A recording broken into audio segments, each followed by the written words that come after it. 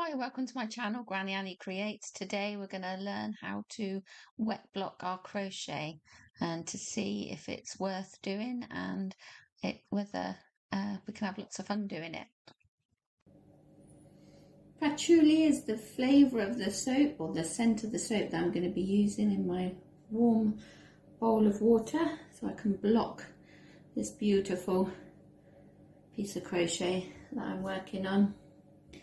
So I've got a nice big bowl of warm water. I'm just going to add some soap to the water so it makes my garment nice and soft and also smell lovely. So then I'm just going to take my piece of crochet and immerse it into the water. Nice and gently, because we don't want to irritate the fibres, especially if it's wool. This one's acrylic, so it's not so delicate as wool. Even so, I want to be gentle with our crochet because we spent a lot of time creating it. So show it some loving care and it will last forever. So yeah, once your garment nice and soaked, gently wring out the excess water. Don't wring it out like a dishcloth, just nice and gentle. Just keep moving your hands around and give it a gentle squeeze to get most of the water out. And then we're going to lay it flat on our towel.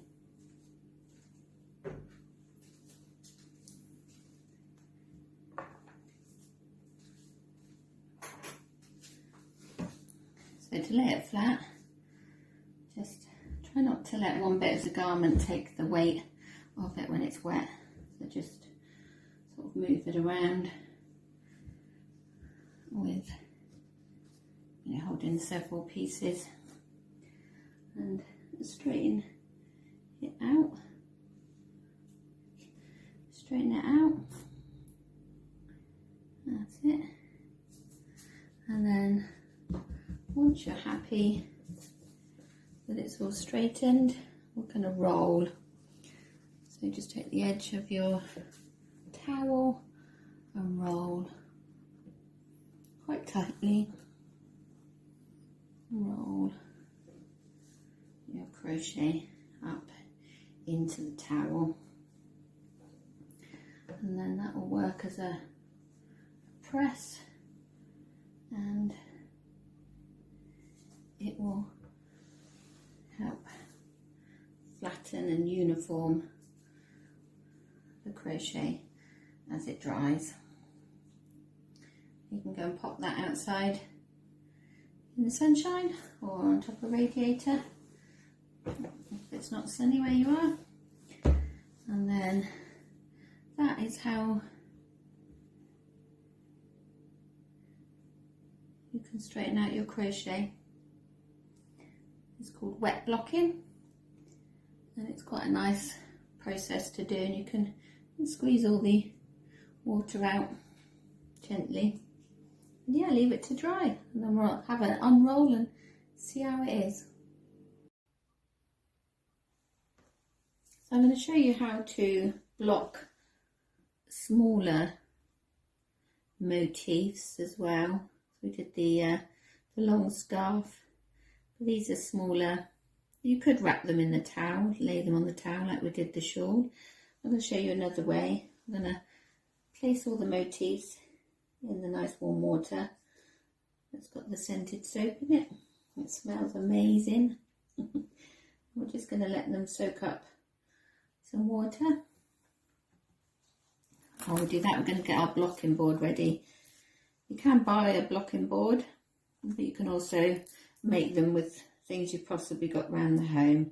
So I've got these double pointed steel needles and a children's play mat. My grandson likes playing hopscotch on the other side of this mat, so So I keep one side clean for my crafts and one side is good for jumping on. And then just place your needles into your soft foam, whatever you have around your house. You might be able to do it with some cardboard, just as long as you can stab the needles into the foam stuff and it holds quite firm, like so. We're going to take our freshly wet crochet, give it a bit of a squeeze out, not too much because we want to be nice and gentle with it, and then we're going to pop it down onto our stakes, one in each corner, and then bring it down to the base and have a looky see whether that looks square. That looks pretty good. So we'll continue with all the other ones. This is all the same pattern that I've crocheted. It's going to go on a little bolero that I'm making. I've done a few shorts on YouTube already about it and updates, and I will do a full pattern once I've made the whole garment. Yeah, you just keep doing that. Squeeze a bit of the excess water out and pop on to your pointed needles, and then pop this somewhere safe so nobody goes stabbing their eyes out on here, or you could pop a little bit of Play-Doh on the ends to stop that from happening, a bit of old blue tack. And yeah, that's how you block your square motifs, and I'll show you what they look like when they dry. So yeah, just leave it somewhere to dry and then come back. That's the before blocking, and we'll have a look what it looks like once it's been blocked. So another way of doing wet blocking is good when your motifs aren't the same size. So unlike the yellow ones we just did that are all the same size, these ones are different sizes, but they could do with blocking. So get another piece of foam or cardboard and just lay your pieces out.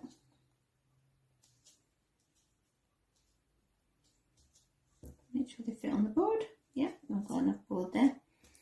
And then there's these lovely long pins that I've got, and I'm just going to start pinning them to the board and just stretching it a little bit but not too much.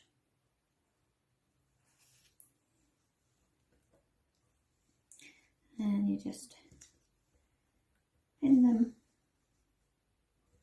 all the way around, like so. Oops. Pin them all, and then we're going to spray them.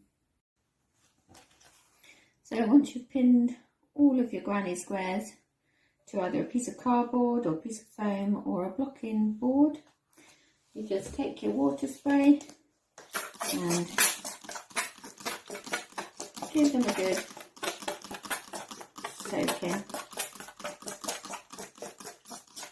It's like being back as a kid playing water pistol fights.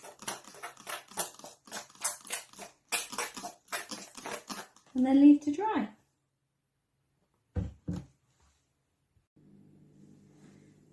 Right, let's have an unravel and see how our wet blocking has done in our towel overnight.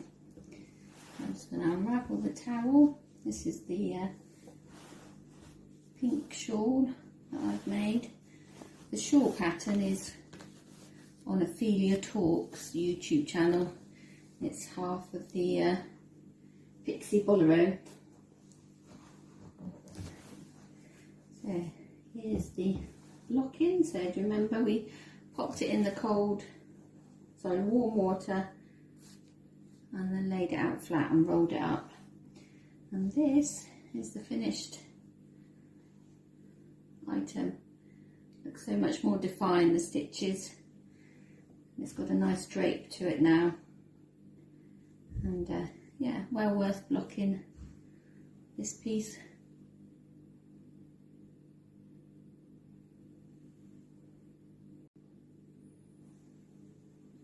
So the next two bits of blocking that I did was the granny squares that were all different shapes. I pinned them to the board and then had good fun squirting them with water, like a water pistol, and they dried overnight. I'll take them off the board in a minute. And the other one was this makeshift blocking board that I made out of sponge squares and double pointed needles. I found that I needed to bring the blocks up a little bit so the air could circulate and dry quicker. But yeah, we'll take that apart and have a look at our motifs and see whether blocking has made them flatter. So I'm just going to pop the pins out of the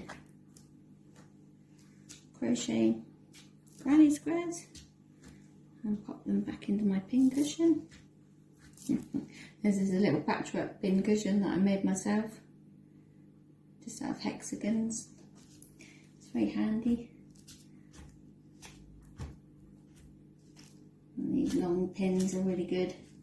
You get them in any haberdashery store. I got some of these in Make, Do and Mend in Devises, which is a great little shop, and also Ringwood Fabrics in Ringwood, which is another lovely little shop that sells wool and haberdashery.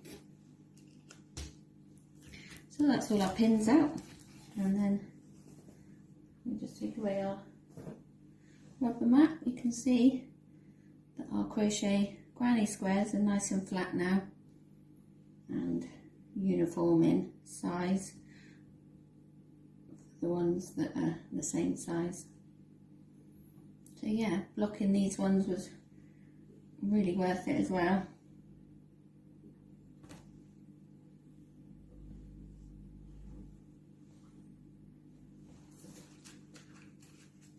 And now for this one, let's take it apart and see what we got. So I'm just going to push them down again into the bottom, hold my motifs and pull the double pointed needles out of the sponge bed. They can go back in my needle case. And there we have our crochet motifs, and as you can see, blocking overnight has made the design show up more. So yeah, I'd say that was a success. There's all our blocked pieces, the pink shawl, the yellow motifs and the purple and blue granny squares. They all look lovely and flat, but not too flat, not like we've ironed it. We did wet blocking. So that's wet blocking we've done on the crochet. We did it on several pieces of crochet, on the shawl, on the yellow motifs and on the granny squares. And I think you can agree with me, it's well worth all the fun to do the blocking. And if you've liked my videos today, it would be great if you could hit the like button and subscribe if you haven't already. It's free to do so. It really helps my channel and I really appreciate it. You can also check me out on grannyanie.com. There's a free ebook for beginners on beginner crochet. There's also some patterns there that I've created, and you can find out about my crochet course, my online crochet course, where you can join me to learn even more crochet. Thanks for watching.